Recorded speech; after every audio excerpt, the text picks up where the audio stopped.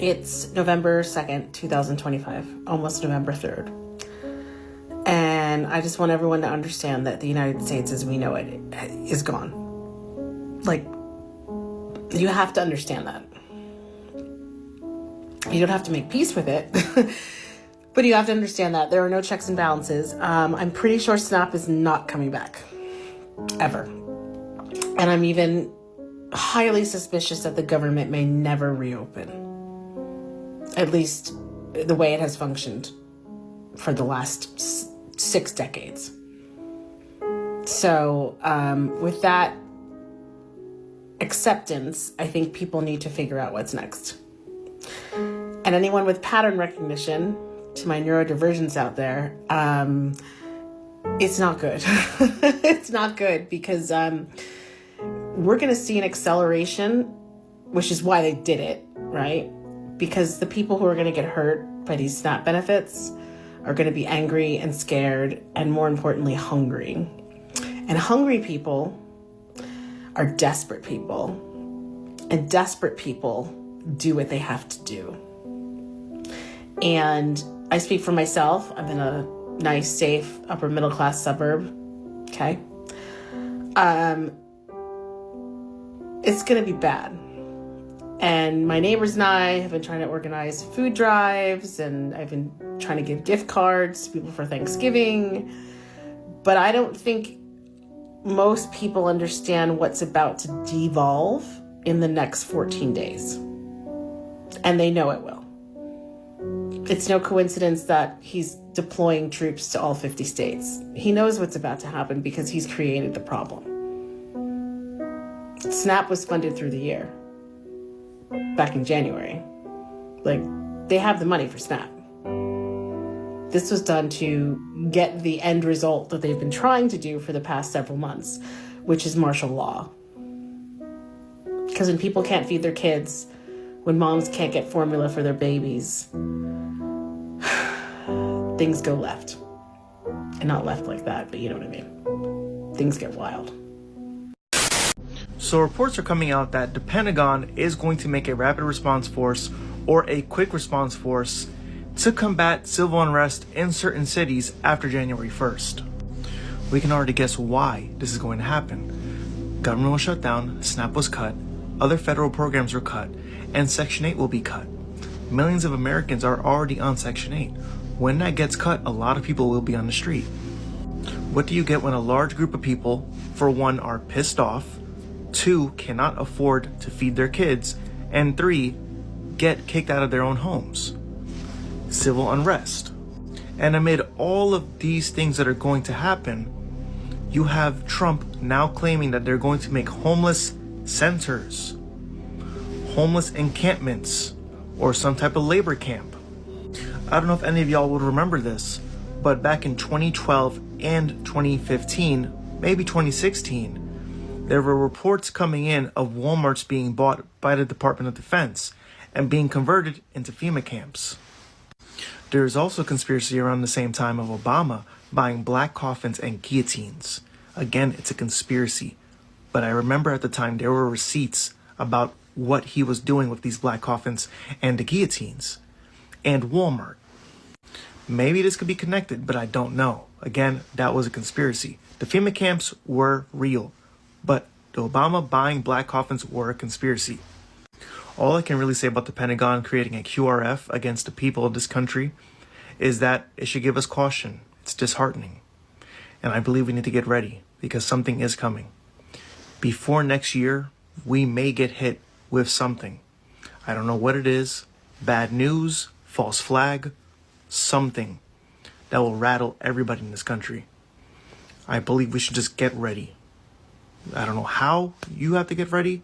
Again, it depends on where you live, depends on where you stay, depends on what living situation you have.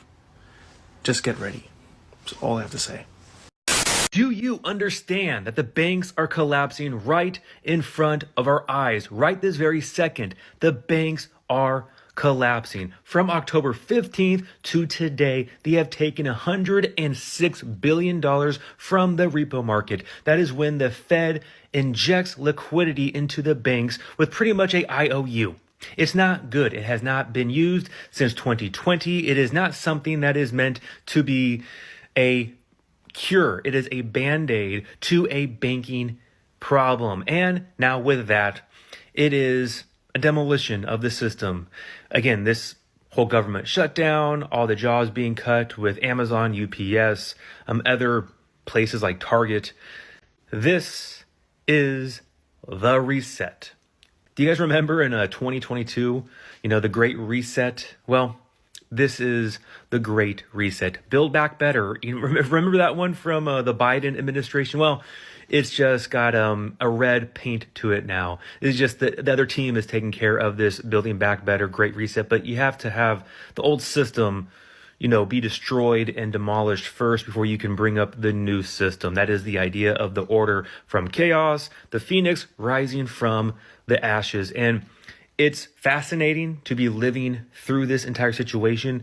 It's like watching a slow motion train crash or car wreck, just watching it unfold right in front of your eyes, and you have zero power, zero control over it. All you can do is watch and observe and do what you can with trying to preserve whatever financial stability you do have, whether that's precious metals. I know some people go to crypto. I'm sketched out by crypto because that is their objective, a digital currency on the blockchain, everything tracked and traced, everything surveilled through AI governance. That is the future that they are trying to inject. They want to get rid of the old system, especially with how the government is functioning right now, and bring in a new system with corporations controlling everything.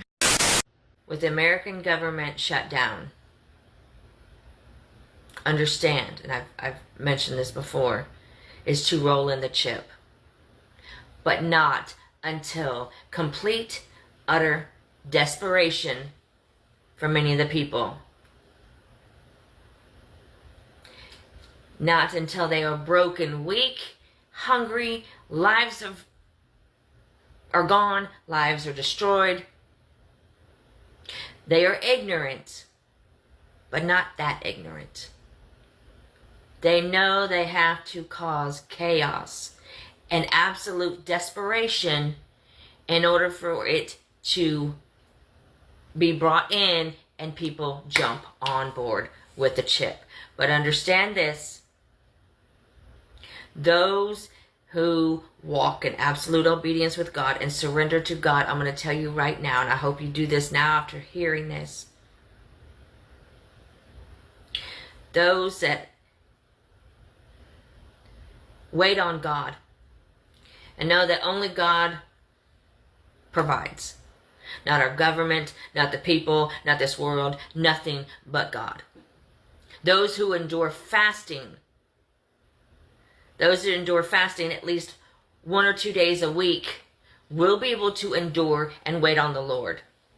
But those of you that take the mark, understand from that very moment, that very split second, God himself will depart from your life. And it's going to be utterly painful. You have never known, not even Satan has it ever known, for God's presence to be removed from one.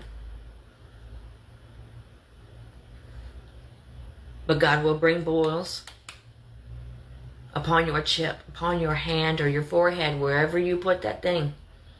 And just know it is going to be utterly painful. And if you go and try to remove it yourself and still try to seek the face of God, it is too late. God will provide for those who are his, who've already been marked by God, which the spiritual world can see whom is marked and whom is not.